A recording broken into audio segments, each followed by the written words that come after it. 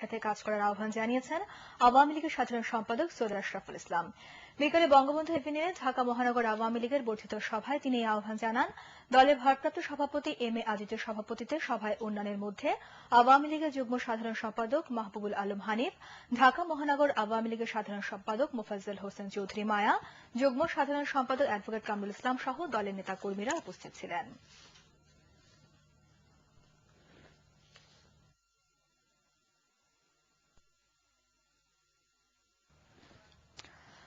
জনপ্রতিনিধিদের পরস্পরকে দোষারোপ করার মানসিকতা বন্ধ না হলে বিরোধী দল সংসদে যোগ দিলেও সংসদ কার্যকর হবে না বলে মন্তব্য করেছেন আওয়ামী লীগের প্রেসিডিয়াম সদস্য ওবায়দুল কাদের। সকালে রাজধানীর ইনস্টিটিউট অব ডিপ্লোমা ইঞ্জিনিয়ার্স মিলনায়তনে এক আলোচনা সভায় তিনি এই মন্তব্য করেন। ওবায়দুল কাদের বলেন, সরকার ঢাকা সিটি কর্পোরেশন নির্বাচন চাচ্ছে না বলে বিরোধী দল যে অভিযোগ করেছে তা সঠিক নয়। নির্বাচন কমিশন নির্বাচনের সময় ঘোষণা করলে আওয়ামী লীগ তাতে অংশ নেবে বলে জানান তিনি। এছাড়া শুধুমাত্র আইন সংশোধন করে স্থানীয় সরকারকে শক্তিশালী করা যাবে না বলে মনে করেন ওবায়দুল কাদের।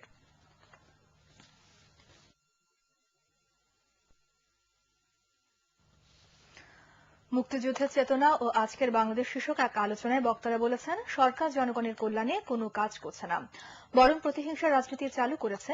সকালে জাতীয় প্রেসক্লাবে বাংলাদেশ জাতীয়তাবাদী প্রজন্ম ৭১-এর সভাপতি আমিনুল ইসলামের সভাপতিত্বে আলোচনা সভায় প্রধান অতিথি হিসেবে বক্তব্য রাখেন বিএনপি স্থায়ী কমিটির সদস্য অবসরপ্রাপ্ত লেফটেন্যান্ট জেনারেল মাহবুবুর রহমান।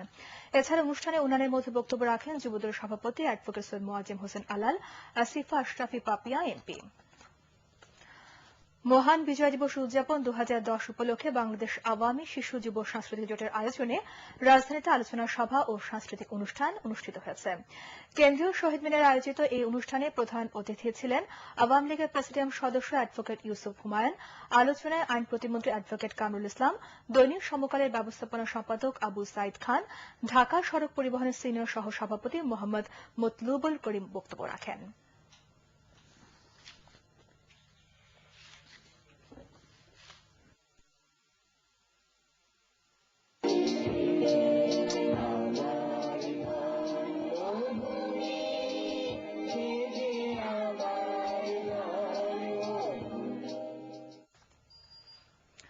শুধু ব্রিটিশ বিরোধী আন্দোলন নয়, বাংলাদেশের স্বাধীনতা সংগ্রামে উল্লেখযোগ্য অবদান রেখেছিলেন রবীন্দ্রসঙ্গীত শিল্পী কলিম শরাফী।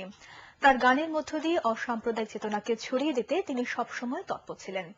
বাংলাদেশ শিল্পকলা একাডেমি মিলনায়তনে কলিম শরাফী স্মরণ সভায় এসব কথা বলেন বক্তারা।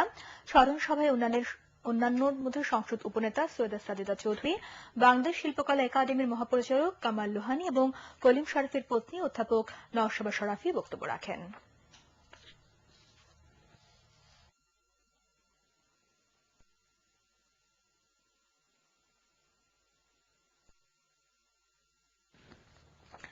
বাংলাদেশ বৌদ্ধ যুব পরিষদের ৪৩তম প্রতিষ্ঠাবার্ষিকী উপলক্ষে আজ শিশু কিশোর সাহিত্য সাংস্কৃতিক প্রতিযোগিতার পুরস্কার বিতরণ করা হয়েছে।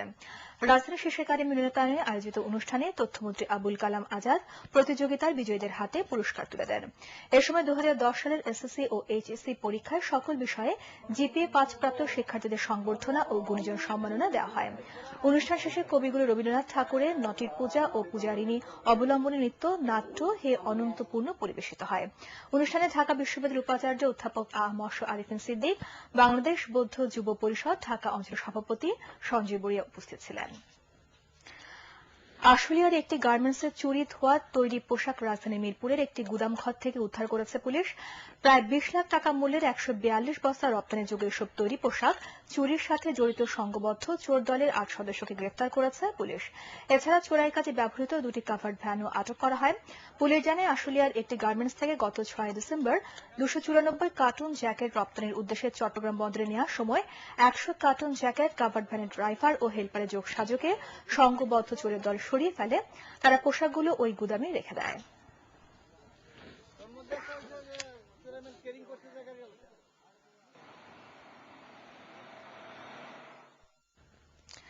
এবার এএনবি পাম বাংলাদেশ জিম্বাবুয়ে ক্রিকেট সিরিজ সংবাদ।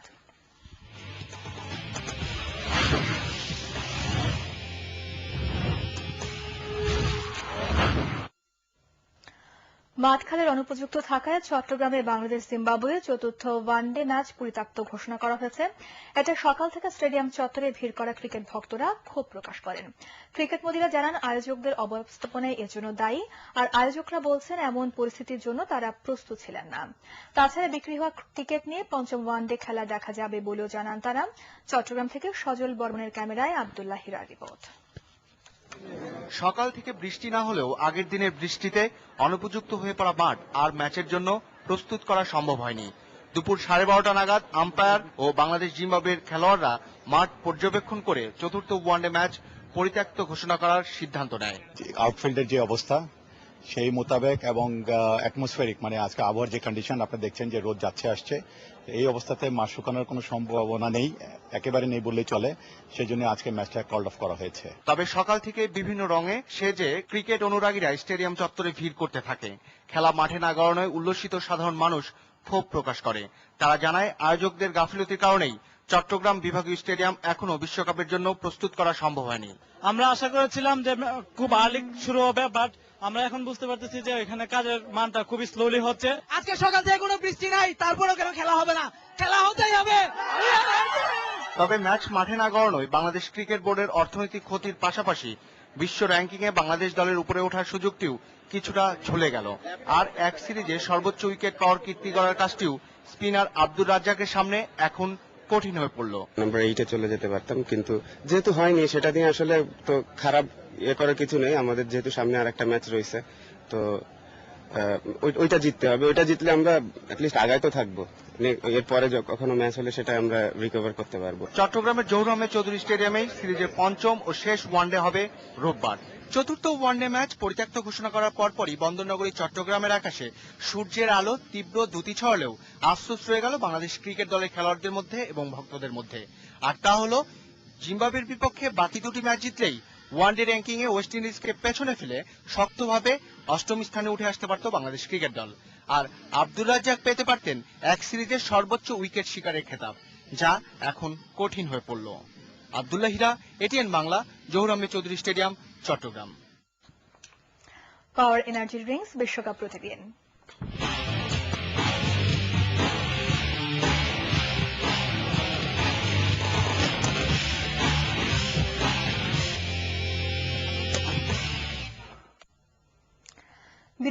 বিশ্বকাপে ওয়ানডে ক্রিকেটে আসে রঙিন পোশাক, খেলোয়াড়দের সহজে চেনার জন্য জার্সির পেছনে নাম। সেবার যৌথ আয়োজক ছিল অস্ট্রেলিয়া ও নিউজিল্যান্ড। লালের জায়গায় এলো সাদা বল, বৃষ্টি আইনে কপাল পড়ে অনেক দলের। বর্ণবৈষম্যের কারণে দীর্ঘদিন নিষিদ্ধ থাকার পর দক্ষিণ আফ্রিকা ফেরায় বিশ্বকাপে। দলগুলো একে অন্যের মুখোমুখি হয় একবার করে, সর্বোচ্চ পয়েন্ট পাওয়া 4টি দল খেলে সেমিফাইনালে। আর অনেক নাটকীয়তার পর বিশ্বকাপ জেতে ইমরান খানের পাকিস্তান। আরো জানাচ্ছেন ফরাগ আরমান। প্রথম 4টি বিশ্বকাপে তেমন কিছু করতে না পারলেও 92 নিউজিল্যান্ড যেন হাওয়ায় ভেসেছে। উদ্বোধনী ম্যাচে তারা 37 রানে হারায় আগেরবারের চ্যাম্পিয়ন অস্ট্রেলিয়াকে। নিজেদের প্রথম 7টি ম্যাচের প্রতিটিতেই জয়ী মার্টিন ক্রোর দল। এদিকে মাত্র 74 রানে ইংল্যান্ডের কাছে অল আউট হয়েও বৃষ্টি আইনে 1 পয়েন্ট পাওয়া পাকিস্তান কিউইদের হারিয়ে জায়গা করে নেয় শেষ চারে। আর 28 বছর পর নিষেধাজ্ঞা কাটিয়ে ক্রিকেটে ফিরে অস্ট্রেলিয়াকে 9 উইকেট হারিয়ে চমক দেখানো দক্ষিণ আফ্রিকা সেমিফাইনালে ইংল্যান্ডের প্রতিপক্ষ। পাকিস্তানের সাথে নিউজিল্যান্ডের দেখা হয় ফাইনালে ওঠার ম্যাচে। দুর্দান্ত ফর্মে থাকা মার্টিন ক্রো 91 আর রাদারফোর্ডের 50 রানে 7 উইকেটে 262 রান তোলে কিউইরা। জবাবে তরুণ ইনজামামের 37 বলে 60 আর জাভেদ মিয়াঁদাদের অপরাজিত 57-তে 6 উইকেটে 264 রান তুলে ফাইনালে পাকিস্তান। দ্বিতীয় সেমিতে ইংল্যান্ডের 45 ওভারের করা 252 রান দক্ষিণ আফ্রিকার করতে হতো 43 ওভারে। বৃষ্টিতে ম্যাচ বন্ধের আগে দক্ষিণ আফ্রিকার জয়ের জন্য প্রয়োজন ছিল 13 বলে 22 রান। শেষ পর্যন্ত বৃষ্টির রসিকতায় টার্গেট দাঁড়ায় 1 বলে 22। তাতে সেমিফাইনাল থেকেই ছিটকে পড়ে প্রোটিয়াসরা। ফাইনালে টস জিতে ইংল্যান্ডের বিপক্ষে ব্যাট করতে নেমে 24 রানে 2 উইকেট হারালেও ইমরান খানের 72 আর মিয়াঁদাদের 58 রানের সাথে ইনজামাম ও ওয়াসিম আকরামের ঝোড়ো ব্যাটিংয়ে 6 উইকেটে 249 রান তোলে পাকিস্তান। এর আগে কোন দল রান তাড়া করে বিশ্বকাপের ফাইনাল জেতেনি, এবারও ব্যতিক্রম হয়নি। 69 রানে 4 উইকেট হারানোর ধাক্কা আর সামলাতে পারেনি ইংলিশরা।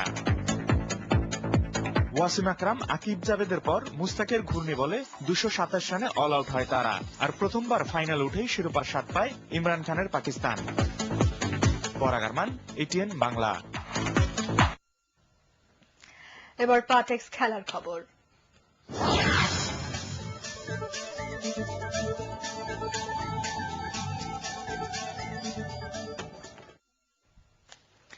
বাংলাদেশ সহ মোট 8টি দেশের অংশগ্রহণে কক্সবাজারে রোববার থেকে শুরু হচ্ছে মহিলা সাফ ফুটবল চ্যাম্পিয়নশিপ।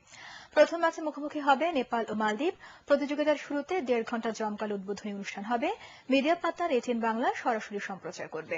ফাইনাল খেলা হবে 23 ডিসেম্বর। এ উপলক্ষে বাফুফে ভবনে এক সংবাদ সম্মেলনের আয়োজন করা হয়। প্রতিযোগিতার আকর্ষণ বাড়াতে সুইডেনের ডিফেন্ডার জোহানা ফ্রিস্ক বাংলাদেশে আসছেন। এছাড়া ফিফা ও উইমেন উইং এর chairman Worawi Makudi, FIFA development officer Manilal Fernando সহ আরো অনেকেই উদ্বোধনী অনুষ্ঠানে উপস্থিত থাকবেন।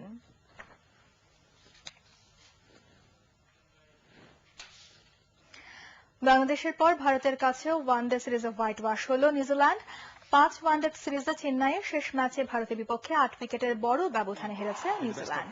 টসে জিতে আগে ব্যাটিংয়ে নেমে মাত্র 103 রানে গুটিয়ে যায় কিউইদের ইনিংস। দলের 28 রানে 3 উইকেট পড়ে যায় সফরকারীদের। ভারতীয় বোলারদের সামনে নিউজিল্যান্ডের কোনো ব্যাটসম্যানই ব্যক্তিগত 30 রানের কোটা পেরোতে পারেননি। 27 ওভার খেলে সব উইকেট হারায় তারা। রবিচন্দ্র অশ্বিন 3, আশিস নেহরা, যুবরাজ ইউসুফ পাঠান 2টি করে উইকেট পান।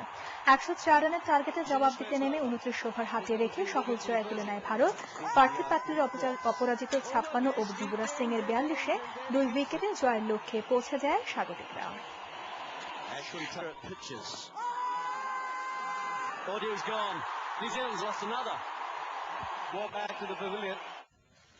শেষ করার আগে ইউসিবি সংবাদ শিরোনাম আরো একবার।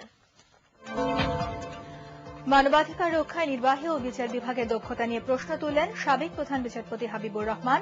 যুদ্ধাপরাধের বিচার দ্রুত শেষ করার তাগিদ।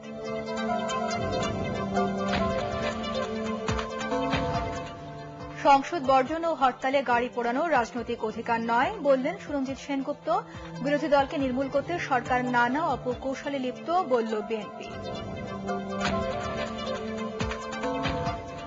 খোলা সয়াবিন তেলের দাম কমেনি, নির্ধারিত দামে সরবরাহ করছেন না আমদানিকারকরাও।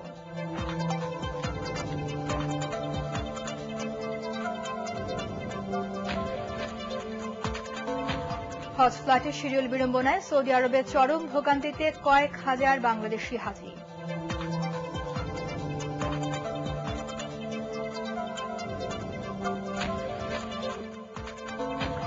এবং কানকুন জলবায়ু সম্মেলনে চলছে শেষ মুহূর্তের দর কষাকষি। এখনো সুস্পষ্ট সিদ্ধান্ত না আসলেও অভিযোজন তহবিল গঠন নিয়ে আশাবাদী আয়োজকরা। পরবর্তী সংবাদ দেখার আমন্ত্রণ জানিয়ে এখনকার মতো শেষ করছি। ধন্যবাদ সবাইকে।